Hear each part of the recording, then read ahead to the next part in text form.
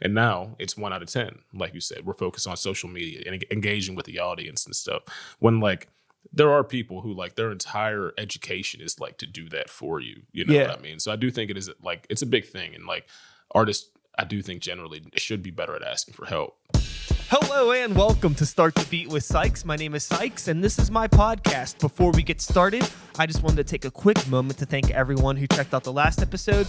If you're one of the people who listened to that conversation, I hope you enjoyed it, and thanks so much for coming back. But for those of you out there who are new to the show, welcome. Please feel free to make yourselves at home, and as always, there's beer and soda in the fridge. Cheers, my friend. Cheers. Before we get into all of the hubbub today with my guest, I just want to remind everybody out there, if you're listening to this, if you're watching this, wherever you're at, you're on some sort of a social media platform, and there's probably a share button.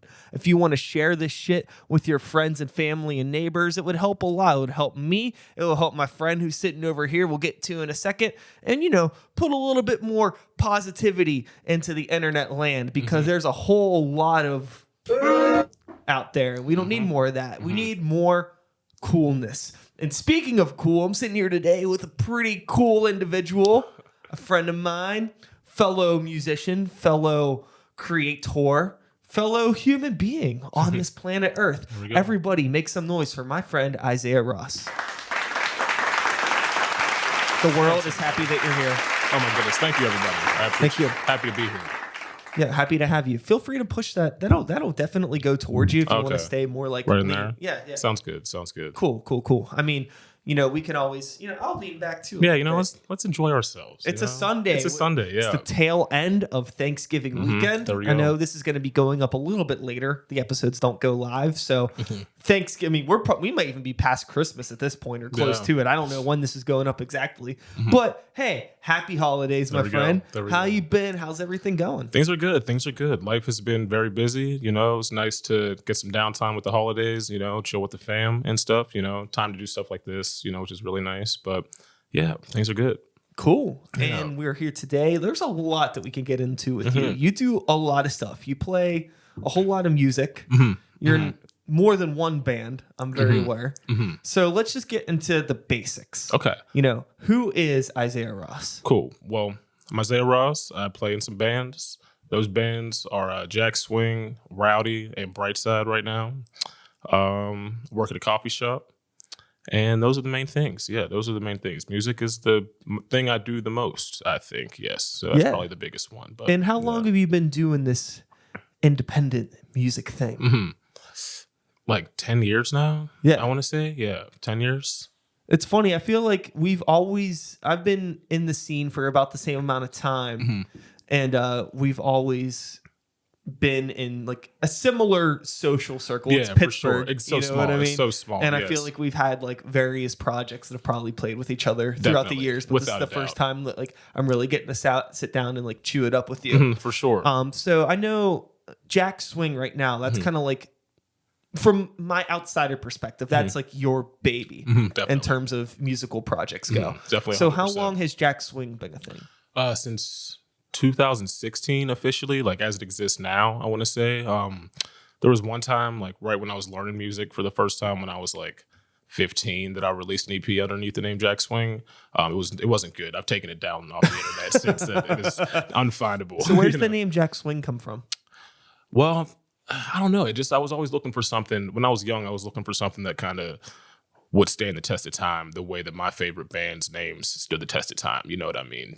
Jimi Hendrix, Led Zeppelin, very classic names with very classic associations, Black Sabbath, Yeah. So I was thinking very much like that. And I wanted something that had that balance between a name and an entity, you know what I mean?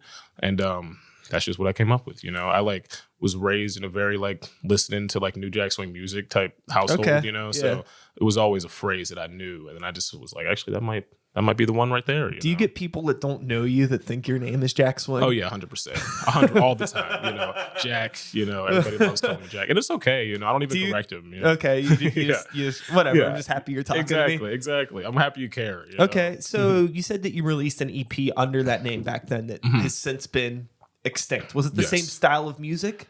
Sort of, much less developed. This was before I was in any of my bands, you know. So this is still what I'm learning, all of like the foundations of what I would go on to be, you know, all of my musical stuff, you know. Yeah. So it definitely like, it's kind of like, this is almost a full-fledged version of what I was trying to do then. You know what I mean? But I That makes definitely, definitely had a lot to learn when I was doing it. But yeah, definitely similar genre-wise, surprisingly, actually, yeah. That's the funny thing about we'll just say I don't want to the funny thing about DIY, but just the funny thing about being an artist is that you mentioned, you know, you've been involved for 10 years and it seems like a really long time. But for us, stepping back and looking at it, that's not a whole lot of time. Yeah, for sure. For sure. It's crazy. It takes I think it takes a lot of time to really develop and like hone that craft. Definitely. You know, you even like, you'll hear stuff about like you know, like a Billie Eilish or something. It's like, you know, she's a young person, she's blowing up, but it's still like, you like read about her background. It's like, oh, you're still like probably working on music when you were like 9. Yeah, exactly. Like So it's like, it's still been 10 years for you. For sure. You know? Yeah, It's still crazy. hustling 100%. It's crazy to think about that. It's wild. So now flash forward 10 years, Jack Swing. I would just say that, you know, you're a no bullshit rock band. I don't know how you classify it or how you feel about genres. Well, first of all, thank you. Yeah, that's exactly what I wanted to feel like. You know what I mean? We very much just kind of want to be a rock band in 2019. You know what I mean? Just keeping, I don't want to say the values of rock and roll from the past, because there's definitely some less than reputable decisions that have been made. The musical values, we'll say. Exactly, but the musical values, the energy, you know what I mean? Yeah. Even like the approach to like recording and that type of stuff, you know. But yeah, just very like, we want to kind of embrace that sense of classic and bring that to today, you know. There's something really cool about listening to you, and whenever, you know, I've seen you play once or twice, I'm pretty sure. And there is that, like I said, that no bullshit, no gimmick. It's very just, it speaks to this I don't want to say uncensored, but just like undoctored thing that is cool about rock music. Yeah, thank you. That Thank you. It's not completely gone, but it's really rare, I feel, to see bands, especially on an underground level, that are willing to be so transparent. Because it's all like, let's have like perfect sounding recordings, and let's try to do modern sounding stuff. For sure. And I don't know. It's just rock music is changing. It is. Which is fine. Music in general always changes. I don't care to be one of those people that says, oh, rock isn't what it used to be. It's like, you know, the idea of what most people think of rock is only, you know, half a century old. Yeah. And music is centuries upon centuries old. So it's Very always true. going to be evolving. 100%. But with Jack Swing, what is if you can even answer this question, if there is an answer, what was the thing with you that just like, I want to do this versus like doing something more modern or more like nuanced in terms of genre? Like, what made you just want to stick to doing like fucking rock? For me, it was just, so that was kind of how I learned music. Rowdy, who plays with me in Jack Swing, was my first music teacher, right? So pretty much he was teaching me bass, and we would just kind of, I was learning all these classic songs, a lot of like Chili Peppers and like all that type of stuff.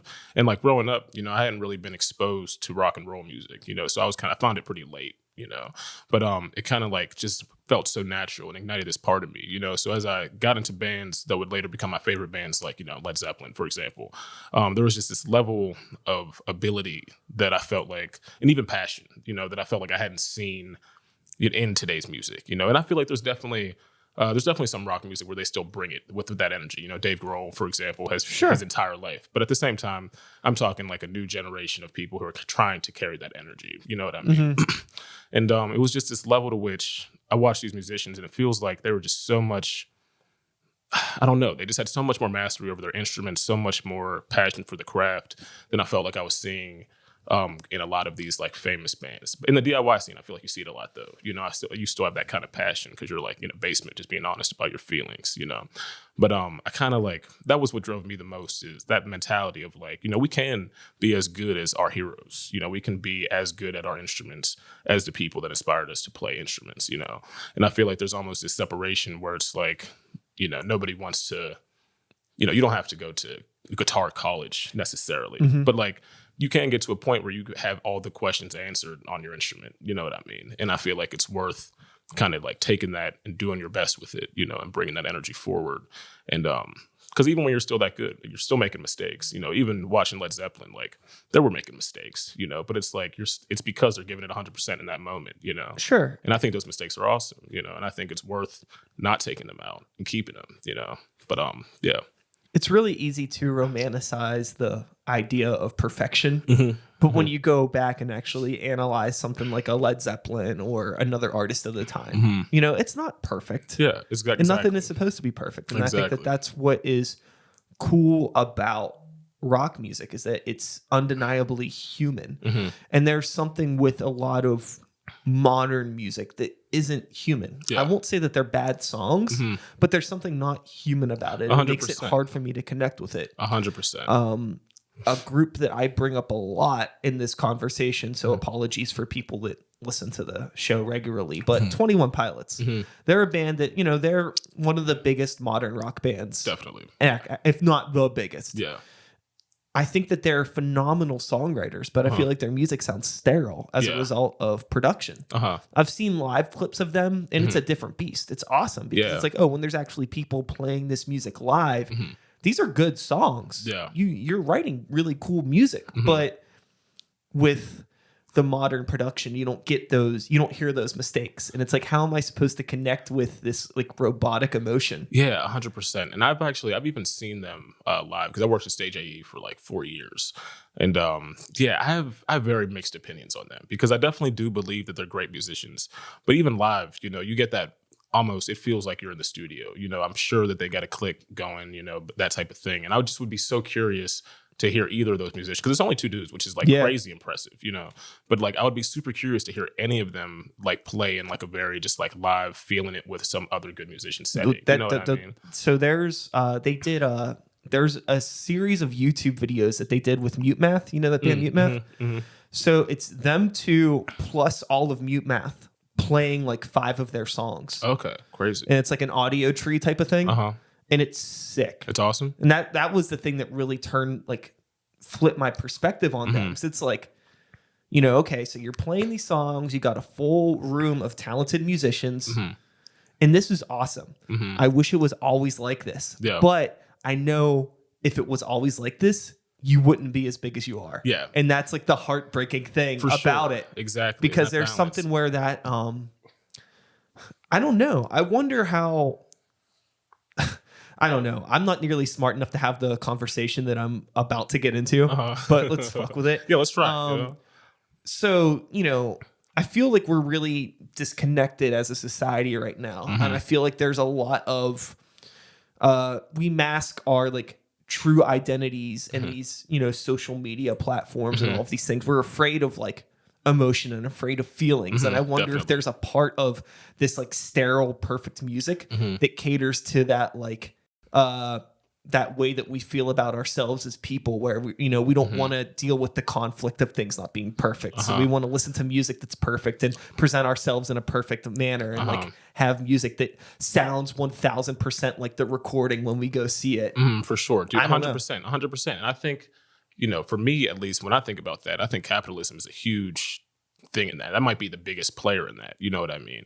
Because it's like you have times like, look at like the 50s through 70s when people are like playing music and people are just feeling music. You know what I mean? When it was just so honest, such an honest, genuine expression of art, and then you have over time, you see like all these like executives, whoever the heads of the darkness, whatever, and they're like looking at this and they're like, all right, well, like these are the songs that made the most money. What are the characteristics of these songs that made that money? How do we apply that to a thing that we can control and monetize? You know what I mean? Sure. And I feel like it's that mindset that's been applied to everything. You know what I mean? Even movies, every form of cinema or every form of media, has that aspect now where it's like, all right, well, we figured out how to make money from this. So how do we just put this into the equation to get some money out of it, Sure, it's like people they pay more attention to the metrics and the numbers versus the quality of the product. It's like listen to a song and how does it make you feel? You know what I mean? And it's like if you listen to any of these songs, like versus like, I don't know, like a Steely Dan song, like, and these dudes like, it's like, it's so strange because even like, any Steely Dan song to me like has more emotions than probably, most of the pop music that's come out. Every pop song that's come out in the last decade, at least, I would say.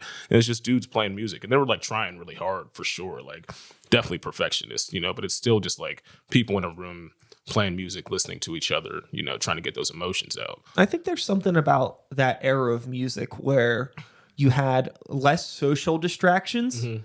And it was harder to get noticed. So you just generally had to work harder at your craft to get things out into the world.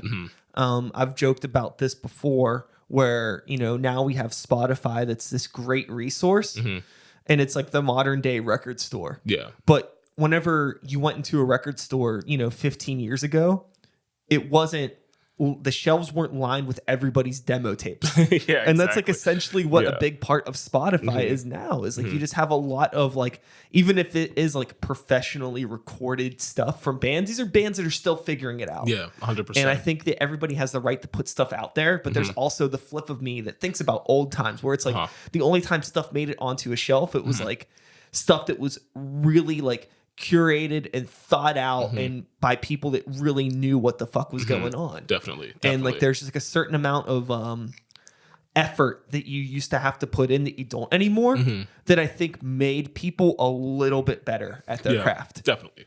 I think so. But I still think it's great that anybody could put anything out there. You know what I mean? Like, me and you could stop this podcast right now. You could get a guitar. I could make a beat. We could put that shit on Spotify and it'd be up tomorrow. It'd be up tomorrow, yes.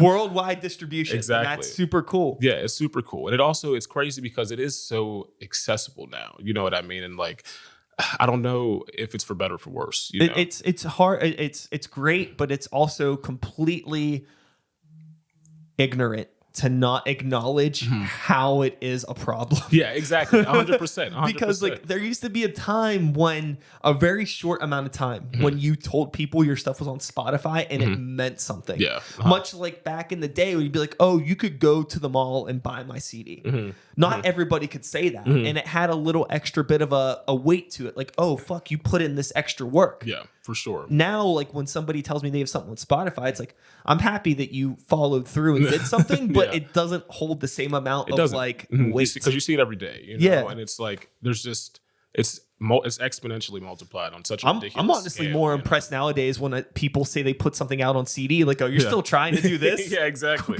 You must really care. It's wild, man. Yeah, it's crazy. And it's like, now it's just so many people putting out music. There's so much music. And I feel like that's also kind of plays into what we were talking about before, where it's like, because there's so much music, people are more kind of like thinking about, how do I appease to the masses? What are the like strategical numbers that I need to be thinking about right now as I like to take into account with my songwriting to appease to the masses? You know what I'm saying?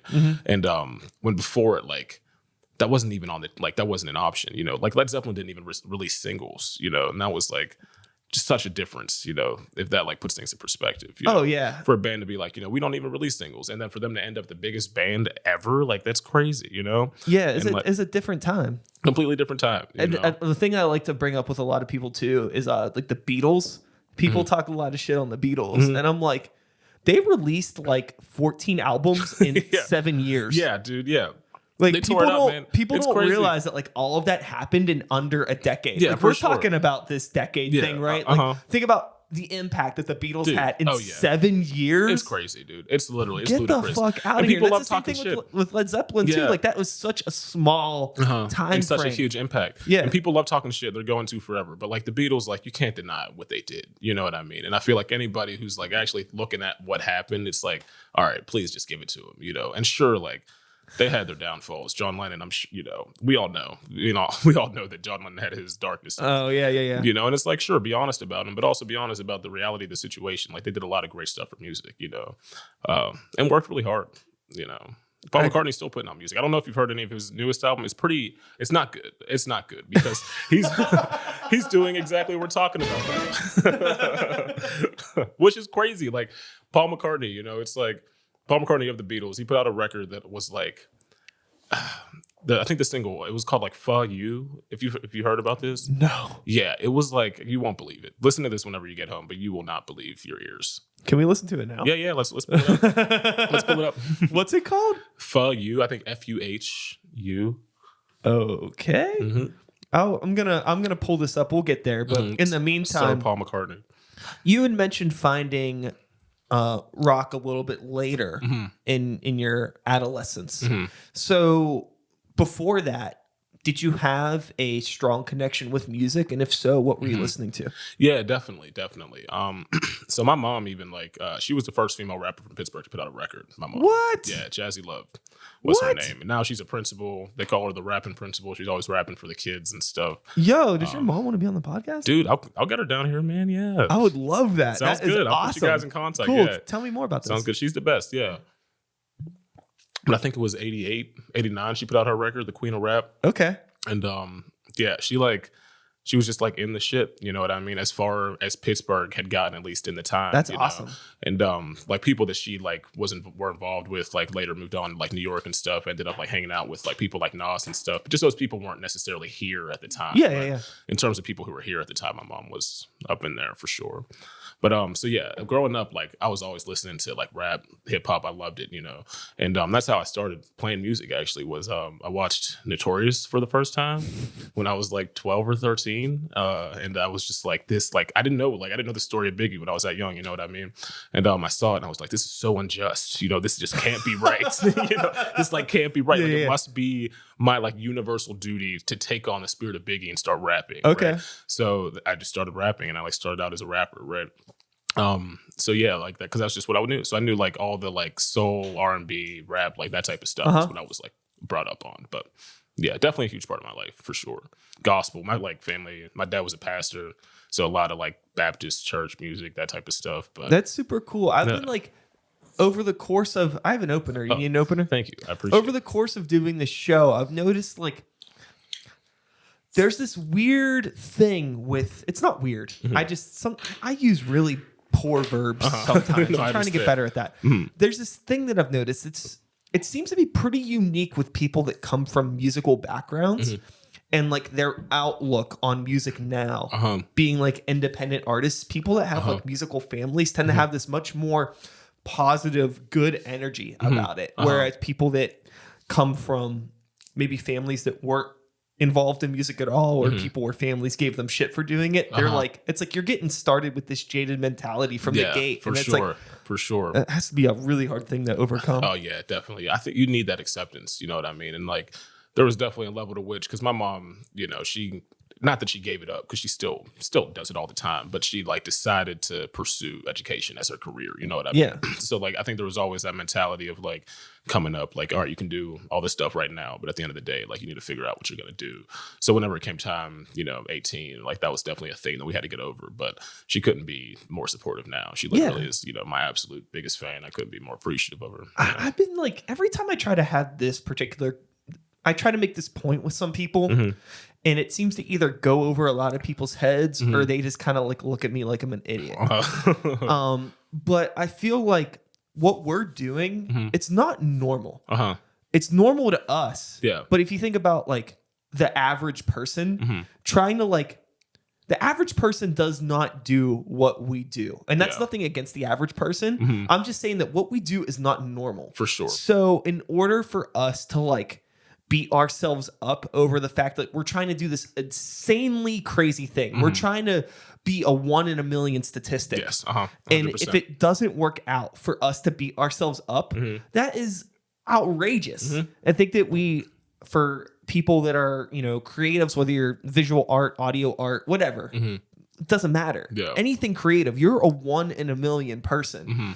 And rather than focusing on like the big picture of like, I need to make it, I think you just need to focus on what makes you happy and like what is calling out to you. So like, you know, you bring up like, you know, things with your mom and music maybe not working out.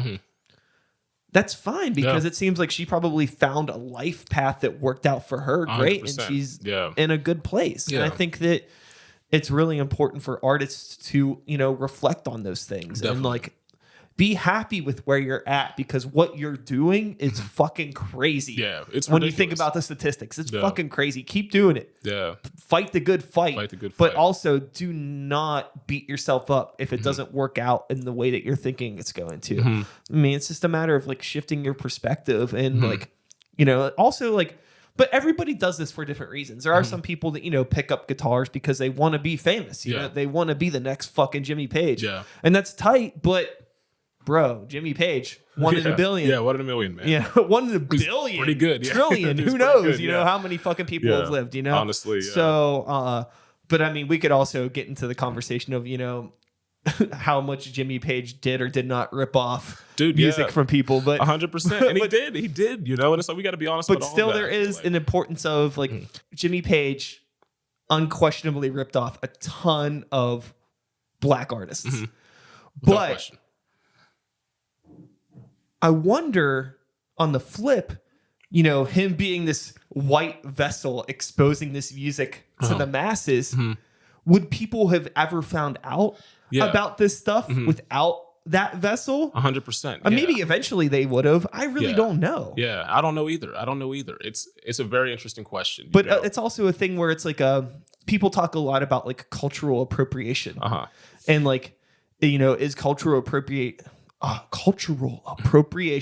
is that always a negative thing, or is it sometimes like, you know, was Jimmy Page trying to, I guess the question would be, was he like trying to deceive people, or was it just a thing where it's like this was what he was genuinely passionate about, and he wasn't planning on being this 1 in a billion person?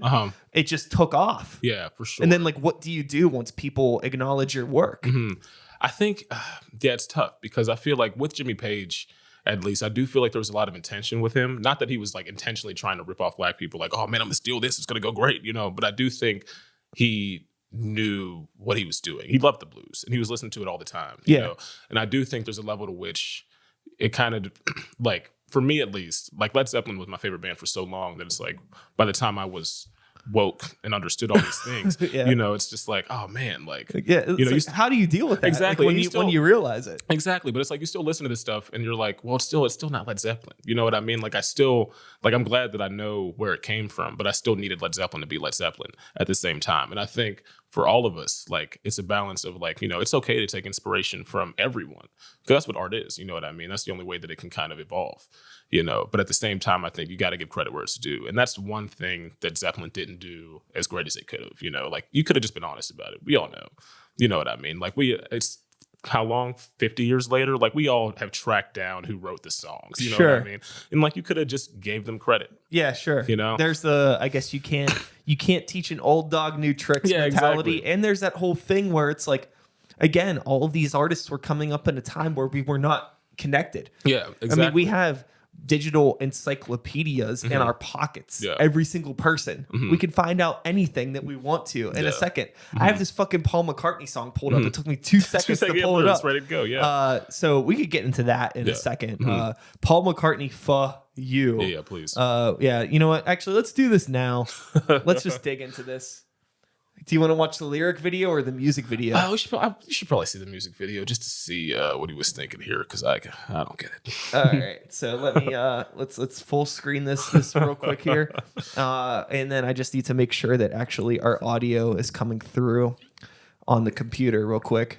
For those of you that are not watching on Facebook and or YouTube, this is you're bad. Because we're gonna check this out. So let's see. Paul McCartney for you. Let's see what the king of pop.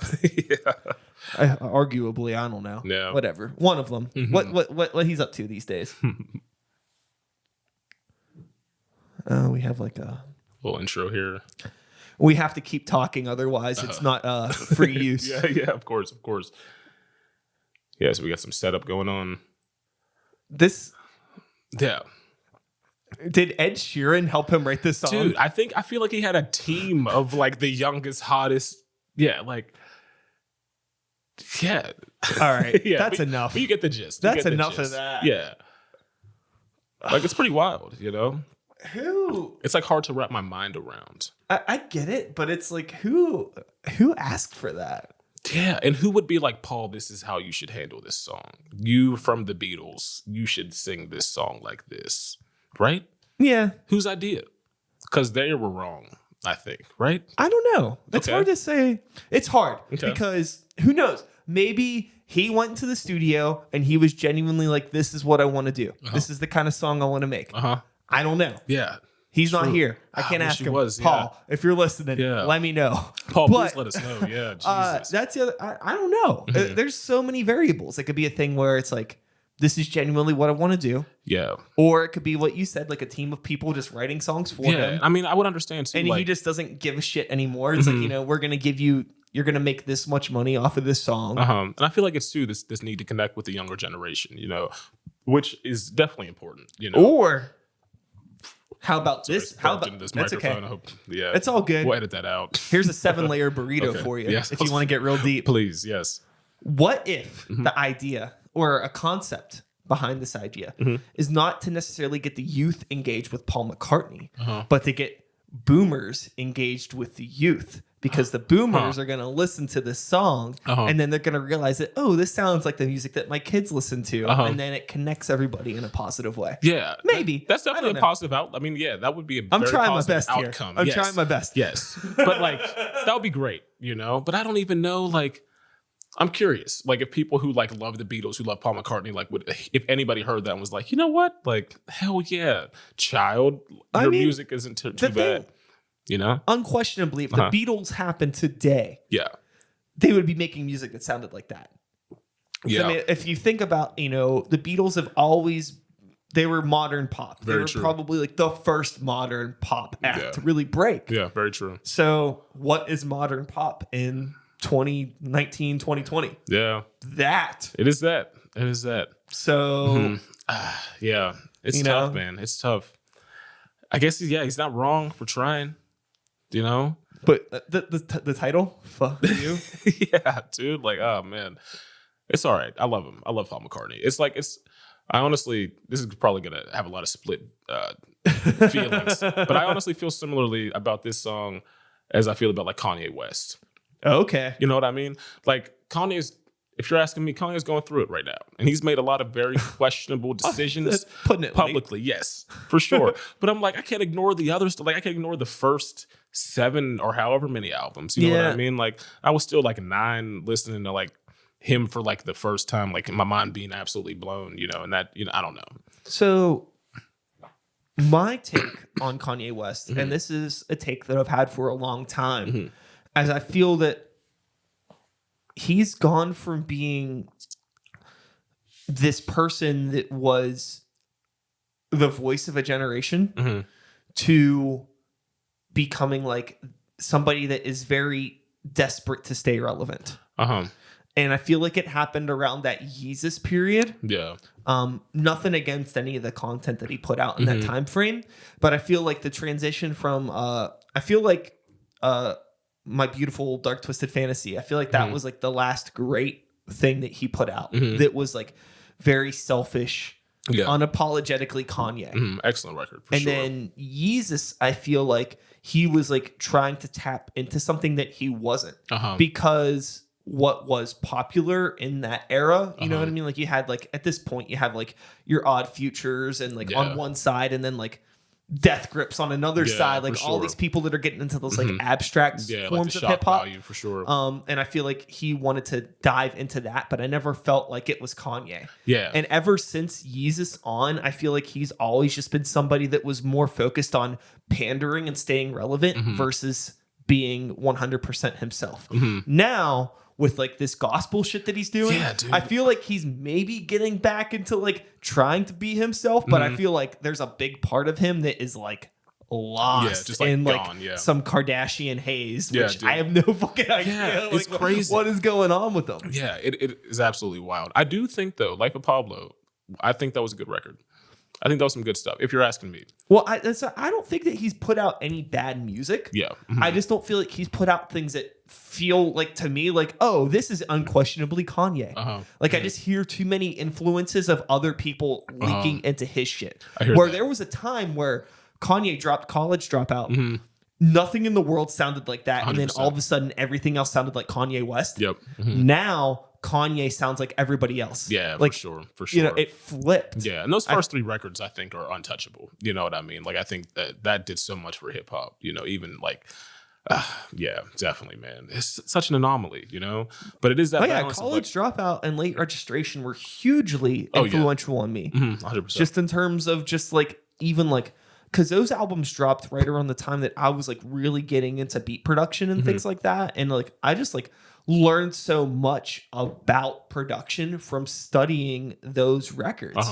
Because like, I didn't know like what the fuck like Rhyme Sayers Entertainment was and LP and Aesop Rock. I didn't know, and like Atmosphere. I didn't know that underground shit. Like, like, you know what I mean? I'm fucking like a teenager. I'm learning about like hip hop through all the same channels everybody else is. Definitely. So like that was a huge gateway for me into like learning about like underground rap shit were those 2 albums and how production worked. Yeah, for sure. And that's also like those first couple records are one of the reasons for me why he can almost do.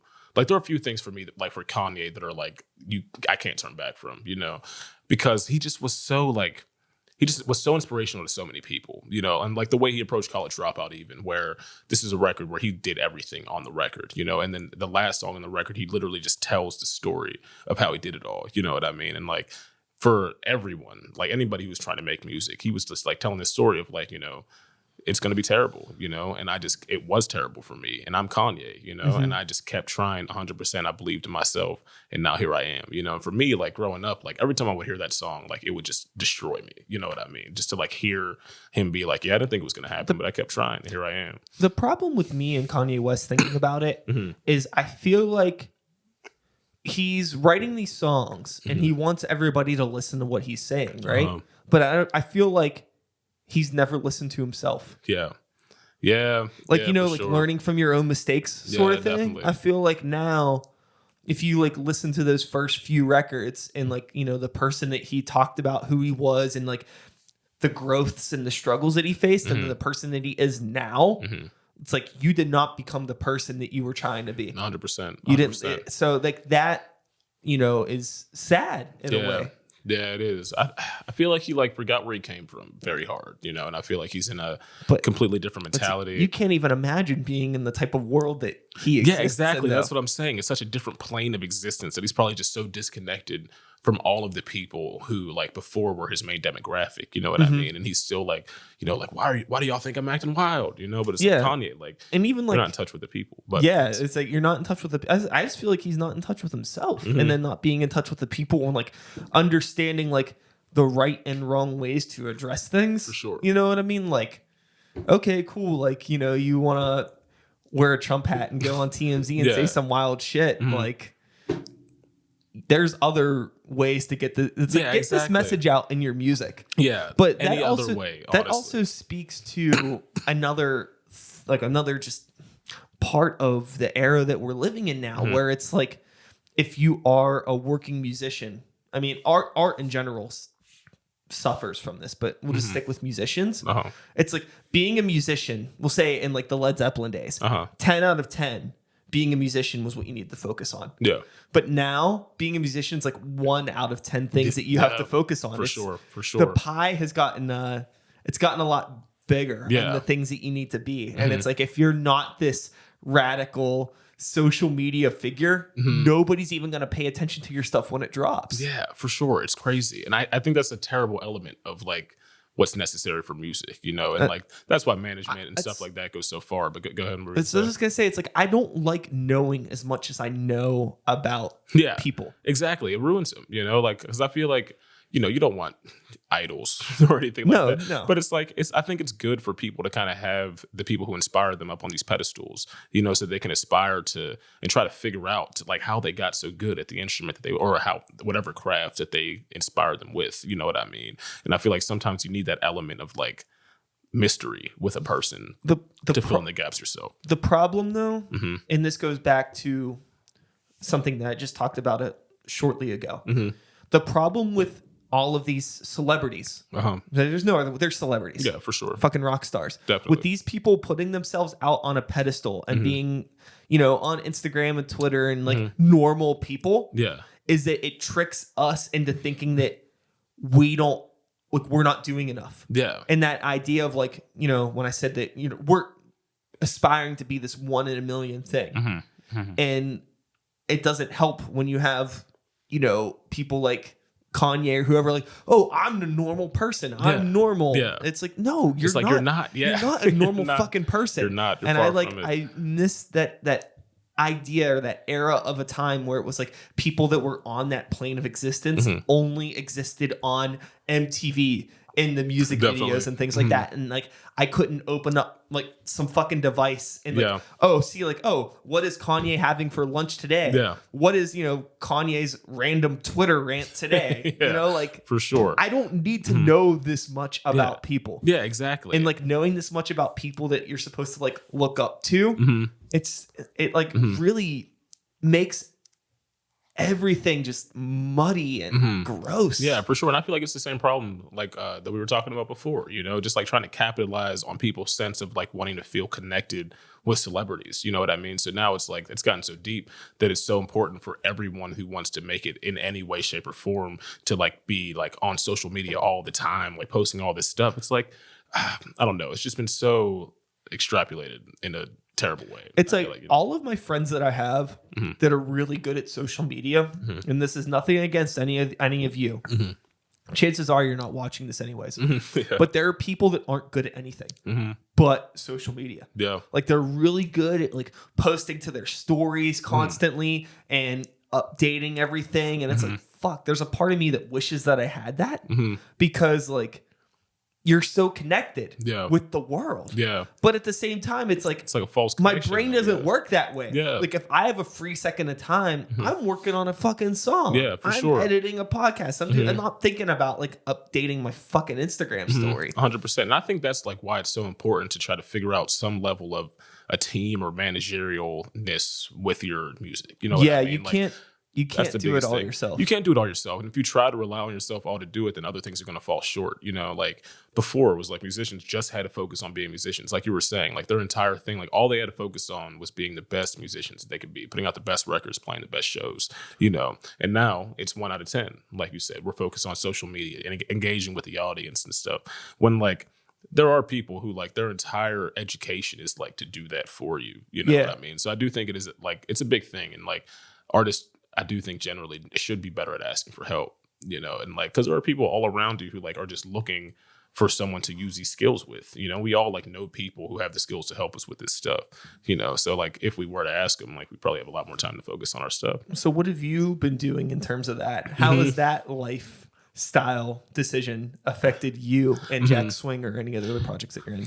Yeah. Well, I went to college for like, sports arts and entertainment management. So I have some background in that type of stuff. So in terms of running our social medias, I'm pretty good at it, though I do hate the need to run it, So for me, it was less of an immediate concern of finding someone because I did kind of have like the background in that field already.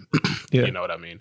But at the same time, like I'm very good at, because of that, I feel like I'm good at delegating with a band, and like when we needed a website made, it was like, I didn't want to make the website. I'm not going to try to make us a website. There are people who are way better at making websites than me. So like, I just hit up someone who I knew was great at making websites. Rylan was her name, who I worked with at Stage AE, and she made us a great website. You know what I mean? And I feel like there needs to be that balance of what you can do comfortably and work that feels good. And like past that, delegating the work to make sure that you're, you don't want to overdo yourself. You want to make sure you have enough time and energy for your art, as well as doing everything to the best of your ability. You know what I'm saying?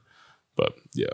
Yeah, I agree 100%. It's one of those things where I have a huge issue with trust and finding people that I trust that are good at doing what they say they're good at doing. For sure. Because an unfortunate part of this world that we live in is you meet a lot of people that are full of shit.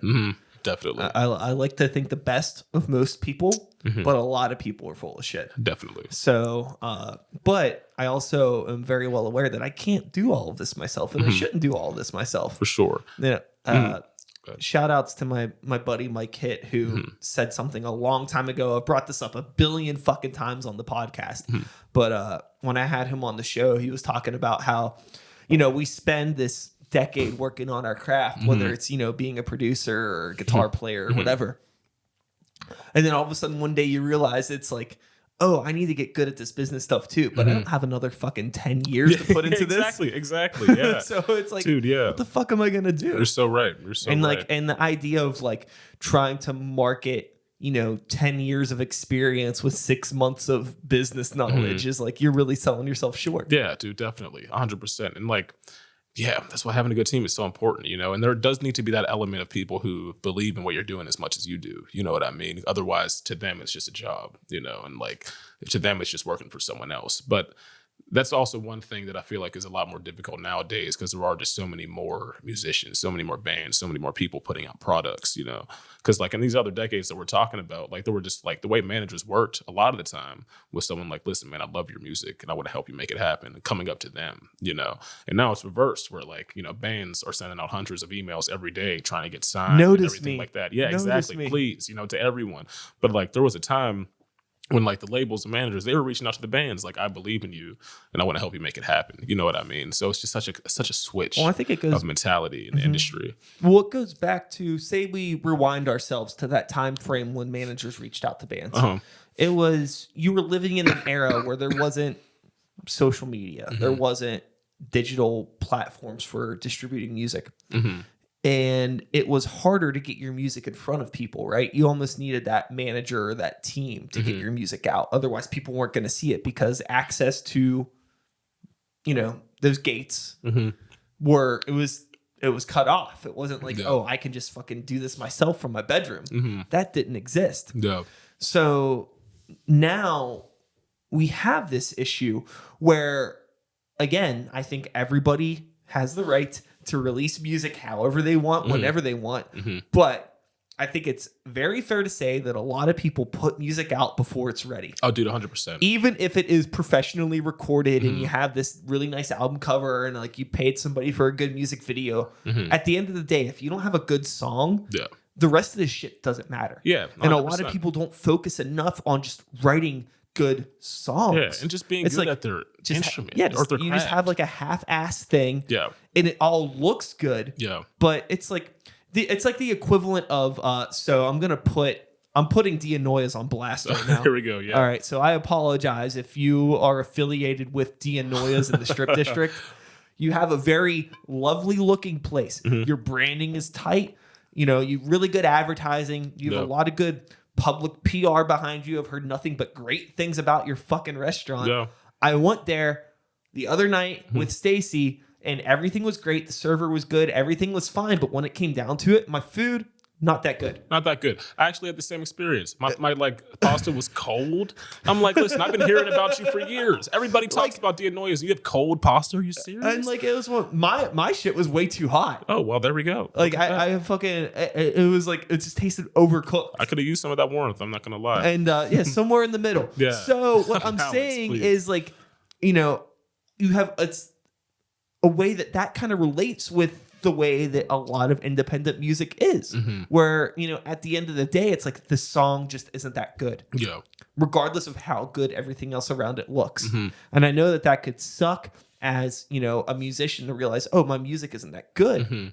But it could be. You just got to work more on it instead of like spending fucking, 4 months working on songs and then a year recording an album. Yeah.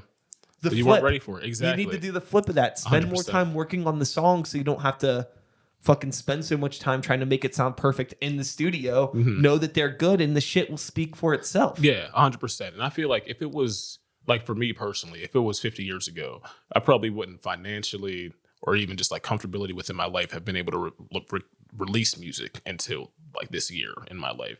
And like, I don't know if that would be a bad thing, and like, I like that I have all my releases in the past, like look on and like look at my growth and stuff, but none of them for me are necessarily as good as I would like them to be. Sure. Well, I mean, it's like it's a reflect, like when I look back on albums that I put out in the past, I look at each one as like just a reflection of where I was personally, in that time frame, like how good I was as a songwriter, a producer, where I was personally, because all my music's very like reflective of my life. Definitely. And I think that that's cool that exists.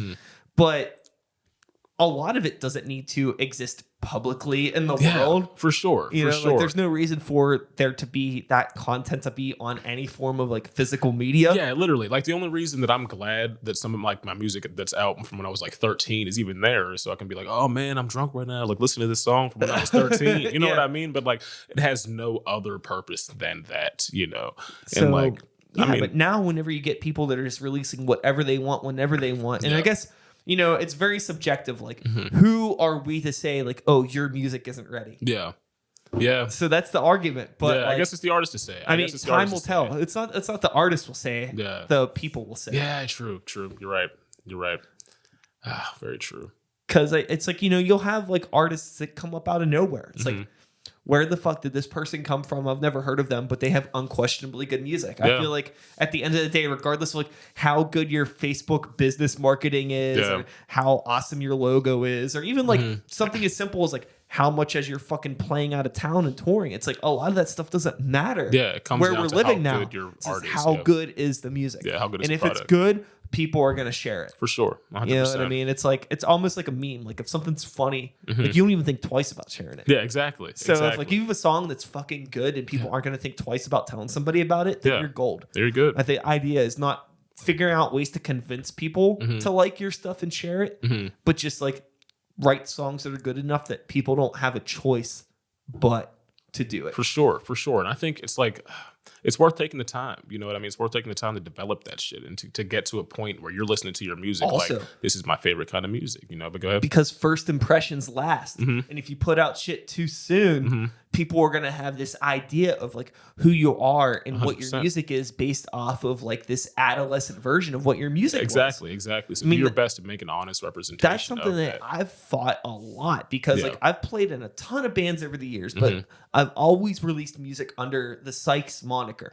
And like I have music from 10 years ago that again, we were just talking about. Like I'm happy that it exists because it's a reflection of who I was then. But musically, that's not who I am now. Yeah, for sure. And anybody that like saw me play a show 10 years ago or even 5 years ago, that is not an accurate representation of where I am now. 100%. But you know how people are. Yeah. Somebody saw you play a show 5 years ago and all of a sudden that's who you are forever. Yeah.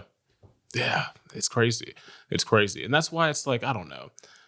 Especially in a place like Pittsburgh, where it's such a small town, you know, I feel like everyone has these perceptions of you from different points in time, you know? So all you can do is do your best to build yourself to the person that you want to be, build your art to the art that you want to be, build your music to the music that you want to be, you know? And like, that takes a lot of time. Like it takes a lot of time to be as good as the people who inspired you to do your craft, you know? But you can do it. And it's like, everybody can do it. Everybody can put in that time. And I feel like the further you get in your journey in that, the closer you'll realize you're like, oh, actually, I am pretty close. Yeah, you know? I think, patience and persistence are two things that a lot of people need to practice more. For sure. And not getting too caught up. Because again, going back into the social media and all that shit, it's really easy to be like, oh, fuck, like Isaiah's putting out another record already. You know, you put out 2 records in the time I put out 1. Yeah. Like, but everybody's everybody's thing is different. Yeah, everybody's thing is different. Like, you know, maybe you put out twice the amount of music that I did. Yeah. But also, like, maybe you just have more time to do shit. For sure. There's so many variables. I think it's just not getting caught up in what everybody else is doing and just focusing on, like, your bubble and taking care of the shit around you. Exactly. Doing things at the pace. Yeah, not the pace that makes sense for you. You know what I mean? If you're trying to force things to keep up with everybody, you know, you're going to look back and it's going to sound like you rushed through all these recordings or shows. Oh, I'll take another one. Thank you. I got you, my friend. I appreciate I'll get another one for myself. I got to reset this camera in a second anyway. Sounds good. Whoa. But yeah, one thing too, like you were saying, like it is crazy for any of us to choose this path. You know what I mean? Like that is... Like, it doesn't make sense if you think about it in terms of a rational, like, does it make sense for me to try to do this monetarily? It doesn't make sense. It doesn't. It only makes sense if it's something that you actually care about. Exactly. I mean, it's like, for me, it's like, there's a level to which other aspects of society do not make sense. Like, it does not make sense for me to go to work 40 hours a week doing anything that isn't this. You know what I mean? So it's more of like, if I'm going to enjoy life, I have to figure it out and I got to make it happen. And at the same time, it's like, you know, you've been at it for so long. It's like, just keep working at it, you know. And I'm talking to the people right now. I'm talking to you, the people. Yeah, we're talking to you, the people. But like, you know, it's like you spent this long honing this craft, it's like you can do it. And it's like it already doesn't make sense, So if there's a timestamp that you're waiting for to, stop, then I don't think that makes sense. So before we like completely close off the conversation, we're talking a lot about music as a whole, like the big picture, the 1 in a billion picture. Yeah, for sure. But if we were to have this conversation on more of like a focus topic of Pittsburgh, which is where we are at, what is your opinion on the Pittsburgh scene specifically? And I'm not going to say anything else. Just that question. Okay. The Pittsburgh scene. How does Isaiah Ross feel about the Pittsburgh music scene? I think the Pittsburgh music scene is beautiful. There's like, for me, I've had such a crazy, like, cumulative journey through the Pittsburgh music scene that has touched genres that I never thought it would and brought me back in ways that I never thought it would, and I feel like all that is here and all that's present, and for me, my biggest concern with the Pittsburgh music scene is that there's not necessarily yet at least too big of a music industry in Pittsburgh, so there's a lot of people who I know who are trying to make it all happen, but there's not necessarily too much money in Pittsburgh to make it happen. And every time somebody does, sorry, I don't mean to cut you off, but I'm gonna fucking every time somebody in Pittsburgh is like music industry affiliated, why are you always a scumbag? Yeah, why are you always a scumbag? Every single one of you has been a scumbag. You're always a scumbag, and even like, some of you that have been on the show, you're scumbags. Yeah. Fuck. Yeah, it's so bad. Yeah, just saying. Yeah. Shit. So honest, and like I feel like there's that level to which everybody in Pittsburgh who has made it, for the most part, has had to leave, like has had to leave and move to this other place to like try to live there and stuff. But I feel like because of that lack of proper industry in Pittsburgh, like it's still not incredibly sustainable for a person to be a musician full time in Pittsburgh. Well, it's so interesting because now we're living in a time where like, what is proper? Yeah, what is proper for the music industry? For sure. Like nobody, even like the people that have like labels, or like a New York or LA, Chicago. I feel like everything there is still unstable. Yeah, for sure. Look, those people don't even necessarily have money. On. Yeah, for sure, which is very true. And that's just something that's of like this very particular small time frame that we're in now. Yeah, very true. And for me, I love the music that comes out of Pittsburgh. And for me, like there's some artists that are doing amazing things. Like Benji is a complete inspiration. He's been, touring the entire world right now and just, completely inspiring the entire city, which I think is beautiful. And he's one of those people who wants to come back to Pittsburgh and wants to bring that to Pittsburgh for the music industry of Pittsburgh, which I think is awesome. And I think artists kind of need to have that mentality of, if we want this to happen here for us and for other people, then we need to work on bringing it here, And there's that like, oh man, I got to leave. Like most of my favorite artists from Pittsburgh have moved somewhere else to try to make it happen. You know what I mean? Which I understand. But at the same time, we could bring that here if we put the energy and effort into bringing that here. And I think that's kind of something that we should all be more on the same page about, because I don't know. It's just not necessarily healthy to look at life like that. Even like stuff like Mac. I feel like if Mac, I don't want to say anything too bold here, but I feel like if Mac was here and he was home, I feel like he would have been a lot better. I think things would have went better for Mac Miller if he was here in Pittsburgh and didn't feel the need to live in LA to make music happen for him. You know what I mean? And I feel like even for the mentality and just, well-being of artists, like that need to be in these places isn't necessarily healthy. You know what I mean? But yeah, I think that makes sense, right? Did that make sense? I've had a couple, so I'm not sure. But No, that definitely makes sense. It's just something I've never really thought of. And I think that just goes back to even into the Kanye conversation, how once you get in that world, you're on a different planet. Exactly. And how that changes you. Because there's a whole different set of like values and like just like you have to interact with people in a different way. And like, again, like I don't want to say anything that's super bold, but I feel like, maybe somebody like Mac Miller that was in that environment was maybe lonely. Yeah, exactly. And that's 100% what created, the situation that he ended up in. Yeah, and it definitely didn't help. That's just, I feel like, Mac Miller was a very gifted musician that was super passionate about what he was doing and, stuck in an environment where, okay, you're able to, talk with people that can get you like the monetary success that you need. But like the productivity is almost like an afterthought to everything else. For sure. And you get wrapped up in all this other stuff. And it's this mentality of I need to leave the things I love behind to make the thing I love the most happen. You know what I mean? Which is like a completely unreasonable sacrifice to ask of yourself. Like there's no reason for you to need to leave your family to make your art come true. You know what I mean? And it's like, that's everybody's mentality. All of America, you know, is we got to get to these places. We got to make these places love our music. When we should just be focused on bringing that industry to the places that we're at, you know.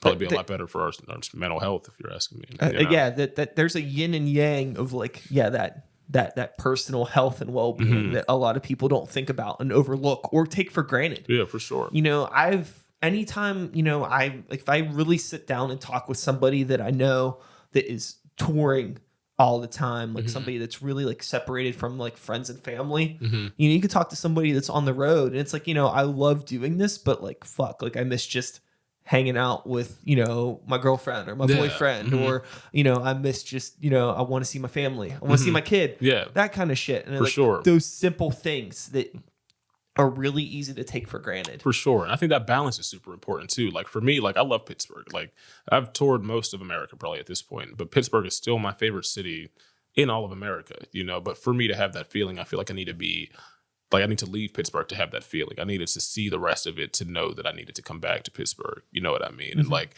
Pittsburgh is my favorite city whenever I have the opportunity to leave and come back and be reminded of all the things that the rest of America kind of overlooks that I feel like Pittsburgh doesn't. You know what I mean? Yeah, it's really easy to romanticize these concepts of different places in the world and different things, but much like you can't choose how you're born, you can't choose where you're born. And if you're in Pittsburgh and you're here, and if you have like a really good supportive, you know, emotional friend base, family, friends, fans, all that stuff, it's like just don't take that for granted. Yeah, I mean, don't get me wrong, like, you know, if you're born somewhere and like, you know, everything is shitty, leave. Don't stay there. Exactly. But also, like, if you have really good things in your surroundings, like don't take those people for granted. 'Cause I can almost guarantee you that if you like abandon that stuff, you're gonna miss it. The grass isn't always greener, for sure. Yeah, there's a lot more to life than your art. Definitely. Your art isn't that important. Yeah. Which is another thing that is like really hard, but I think it necessarily humbling. Yeah. For people to realize. For sure. Like, people need to remember. You're not, I mean, like, you know, being that voice of a generation, that's another 1 in a billion. Exactly. Thing. And you exist outside of your art. So with that being said, there's a good chance that you're not it. I'm not it. Isaiah's not it. Yeah. You're not it. But there's nothing wrong with that. Like there's nothing wrong with being normal. And there's nothing wrong with trying your best. You know? Like that doesn't mean that you still can't try your best. Yeah, exactly. Give it everything, you know? And if you feel like you got to move on, move on. And like there was something, I had this huge realization the other day. For one, I've been listening to a lot of Leonard Skinner, which is crazy. You know, this is a crazy thing, completely separate topic.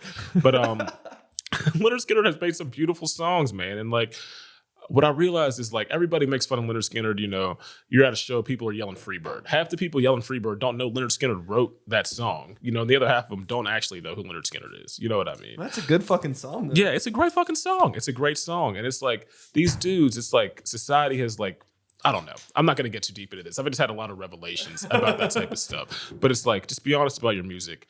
And like, even if you're Leonard Skinner and you die in a plane crash in 1976, like people will still probably be like singing your songs and crying to them in bars in 2019. You know what I mean? Yeah. So like, I don't know. Just be honest about it. And if you don't necessarily feel the level of congratulations for it that you were expecting, you shouldn't beat yourself up about it. You know, it's like your art will stand the test of time because it, you know, it'll last longer than you know, so just be real about it, I figure. But yeah. Sorry for the rant. No. I 100% agree. I think that there's that concept of like being very blunt about it. And it's really easy to trick yourself into thinking that you're a lot more special than you are, especially in the social media generation. Yeah. But it's like you're special. You're special because you're a living being on this planet. But like, you're also not special because you're one of however many fucking people are on this planet. Yeah. You know, and that's okay, but just keep that in mind sometimes. And, you know, don't forget, you know, the people that are around you, the people that care about you, and don't forget about yourself. Be sure to take care of yourself, and For sure. because of like if you don't care about yourself, if you don't love yourself, how can anybody else love you? That sort of thing. Definitely. You can't make the best versions of your art if you're not caring for yourself. You know what I mean? I feel like people get so consumed with, just like treating themselves like shit to make it happen. Oh yeah. But it's like at the end of the day, like if you were treating yourself like better, if you were like a little bit higher on your priority list, like your art would probably be a million times better, because you ate breakfast for a week. You know what I mean? Like literally, like that shit goes so far. Like just like you gotta take care of yourself. That shit took me a long time to figure out, because it was so many years of like, art and everything, rock music. I need to make it happen. I'll just be poor, live on people's floors, but that's no way to live. You can't make the best shit if you're, about to die. You know what I mean? Literally. Well, that's the thing too, is like you can't create art if you don't have some sort of a physical vessel. Yeah. I mean, for anybody listening to this in the future, if this is like 2045 and you're laughing at us now because everybody's just like weird spirits in the Android system.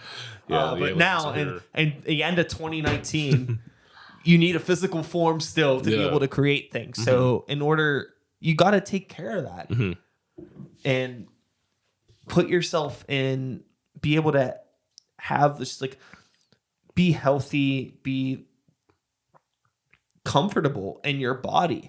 So then you can actually focus 100% on your art. Exactly. Yeah. You know what I mean? Like if you're doing something like, I mean, granted, shout outs to beer, but let's just say like you're drinking yourself or drugs or whatever, all the fucking time. And as a physical being, you're only able to be 30% of what you could be. Yeah. That means starting off, you're only able to put 30% of yourself into your art. And if you're telling yourself that you want to be 100, if you want to dedicate 100% of yourself to your art, but you're putting something in your body that only lets you do half that, if not less.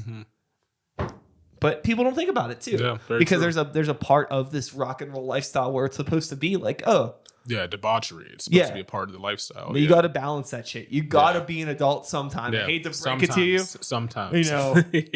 As somebody that still has a room full of Ninja Turtles figures and refuses to grow up in some aspects, you still got to grow up in some other aspects. It's really, really crucial. Unfortunately, but also fortunately, because I find that whenever I take better care of myself, it's easier for me to get up earlier and work on. You get those extra couple hours in the day, and you could do a lot in a couple hours. Yeah, it goes a long way, man. Goes a long way. It's crazy. Just that extra intention, taking care of yourself, put yourself first. I feel like even with me, like there are times when like it feels like my entire like relationship with people is based around the band, based around the, those type of interactions. It's easy. But yeah, you got to forget that shit because you're still a person. You were still a person before you started whatever artistic endeavor is consuming you right now. You know what I mean? Speaking into that, so I will say we're over our hour. Oof. I don't like to go over an hour, but I'm having a good time. Yeah, me too, man. You in a rush? No, I'm enjoying myself. Word. Cool. Me either. So this is what we're going to do. We're going to keep it going because we're having a good time. I want to talk to you. If you're still here, thanks for being here. Be sure to like and subscribe. Yeah. Check out Jack's Swing and Brightside on the internet. And you have any other projects that you want to promote? What was the other one? Rowdy. Right. It was the Bird Hour, if you know that. But, okay, yeah, it's the same group of dudes, all my roommates, like my best friends, but it's Rowdy from Jack Swing is the guitarist and songwriter focused on his stuff. But yeah, great stuff. I think you'd like it. Yeah. Check that stuff out. Be sure to like and subscribe, follow, share. But anyways, I'm going to talk to you about friendship and bands and the relationships that band members have with each other and how important that is to the success of a band. Not 100%. Monetary success, but just creativity, productivity, success. So we'll just keep this focused on Jack Swing for now, but you can relate it to the other projects if you want to. How often do you and the people from Jack Swing or your other bands like hang out outside of band practice or shows? So me and Rowdy, so there's only like 3 of us technically. Isaiah lives in Minnesota right now. Isaiah, who plays keyboards in Jack Swing. But so there's me, Rowdy. I know Isaiah. Okay. Nice. He's a human being He is. living to his fullest. 100%. Yeah. That Forced to be right. motherfucker has way too much energy. Yeah, it's crazy. It's crazy. He's the most pumped up man I've ever met in my entire life. Jesus Christ, fucking guy. Sorry. Yes. I mean, I don't know if you're watching Isaiah. You're probably too busy to watch this. But I'm just saying. Yeah. Jesus Christ, Yes, calm down. Fuck. It's a good dude. I like being around that guy just because like you get energy from him. Oh yeah, It's he's like it's just coming out of him, dude. Yeah, 100%. awesome. Anyway, sorry. But yeah, so we were playing a lot too. So for most of 2019, we were probably playing about like, I don't want to say like a show a week, 2 shows a week. So there was at least the practice that week, the show that week that we were seeing on each other. But me and Rowdy live together, so I see him every day. And then Jonathan, I see him probably 2-3 times a week. But yeah, it's so important. Like your relationship and that energy that you have between each other is the relationship that is coming out when you're playing together. You know what I mean? And like, if there are things that you're not talking about, if there's anything that you're just like keeping separate from each other, that comes out in the music as well, I think. You know what I mean? 100%, 100%, yeah. Yeah. And I think that honesty is like completely crucial. Like you need to be on a level of friendship with these people that is like unprecedented. You know what I mean? It's like, I don't know, you're essentially going into battle with these people, especially, and if you're like the band leader too, you're trusting these people to help you fulfill this artistic vision that you have. You know what I mean? So for one, I feel like there just needs to be this level of, thank you for doing this with me. Thank you for helping me like realize all this stuff that a lot of people overlook, I think. And for two, it's like, if you're going to actually realize that vision, you need to be able to be honest with these people, which I think is crucial to the band. But yeah. Yeah, no, it's so important to know what the fuck is going on in everyone's lives because people are going to bring that with them.